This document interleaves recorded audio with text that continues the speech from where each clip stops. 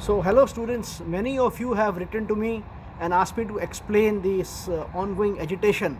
While I will not get into the politics of the agitation, I would like to concentrate on the basic economic fundamentals of the agitation. Basically the economic fundamentals of the what is called the minimum support price. And I would like to answer. Some of you have asked, sir, why can't the government give MSP to all the farmers? Interesting questions. I like such questions. First of all, I'd like to tell you that minimum support price is something that is declared by the government based upon the studies that are carried out, and minimum support price are declared in respect of important crops like wheat and paddy, and not only that, some 22 more crops.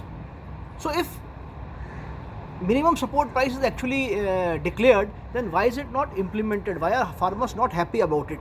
Mainly because what is minimum support price, and farmers have been insisting upon Swaminathan committee report, which says the cost price plus 50% should be what MSP should be in respect of crops. I agree to this, but how do you arrive at cost? It's very difficult.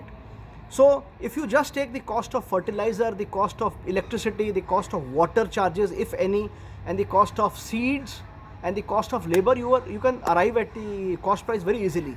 But there are some elements also which are difficult to agree upon. For example, Swaminathan committee report also says the cost of rent of the land. So suppose a farmer says, if I give my land, my 5 acres of land to XYZ Industries, and they build a cement plant, a mini cement plant here, I will get so much of rental. So these are complicated. To arrive at cost is difficult. It's a contentious thing. So government can have its own understanding, its own assessment of what is cost, and the farmer will have its own understanding of what is cost. So cost plus 50%, this is the lacuna. I hope I have been able to explain to you that. Second thing you have said, why MSP government is not procuring on MSP. You have to understand. Let's take an example that MSP for wheat, I am taking a hypothetical example. Let's say MSP for wheat is 15 rupees a kg. So government through Food Corporation of India or whatever buys this from the APMC mandis for 15 rupee kg wheat, and then sells it through public distribution system program, the ration shops, and it sells it at 2 rupees. So you see the gap, 15 rupee and 2 rupee, so a subsidy of 13 rupees. And PDS is enjoyed by estimated 90 crore people. I'm not too sure on this, but I'm sure by at least 50 crores, but I read somewhere, I think it was in the print, that 90 crore. So you can understand that how much is the loss to the exchequer. I'm not saying it is good or bad, but I'm only trying to tell you the constraint. A large inordinate proportion of MSP goes to the farmers of Punjab, parts of Haryana, and parts of Western UP.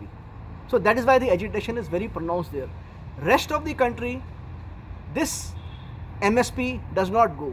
And till now the farmers had been saying, before this agitation started, before these 3 farm bills became acts, that MSP should be increased. Now they are crying for MSP to be retained, and the government has said MSP will be retained. But I make a prediction as a teacher, MSP is not sustainable in a very long run.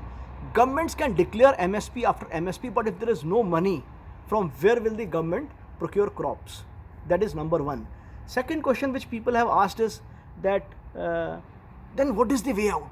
See, the way out is that you have to grow those crops. You have to grow those crops like oil seeds, like vegetables, or like fruits, which fetch a premium in the market. For example, 15% of India's GDP is from agriculture sector. 50% people depend on agriculture.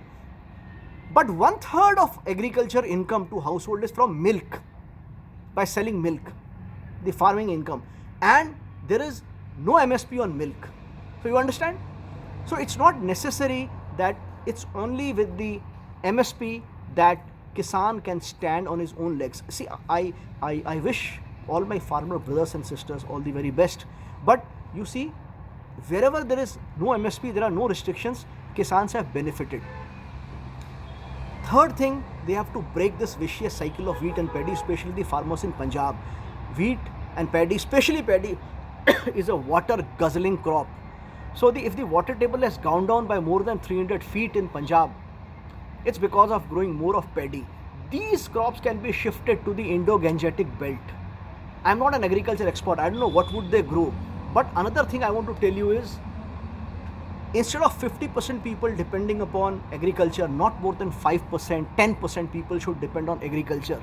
And if we are not able to achieve this, we are heading for a catastrophe sooner or later. So we must stop abusing the industrialist or the foreign companies which are investing in India. This habit of, painting all the industrialists as chores, or as people who are there to exploit, this must end. Unless we grow in industrial segment and in services segment, we cannot absorb population. And if we cannot absorb population in employment, then India will head towards very bad days. So as a country, we have to unite.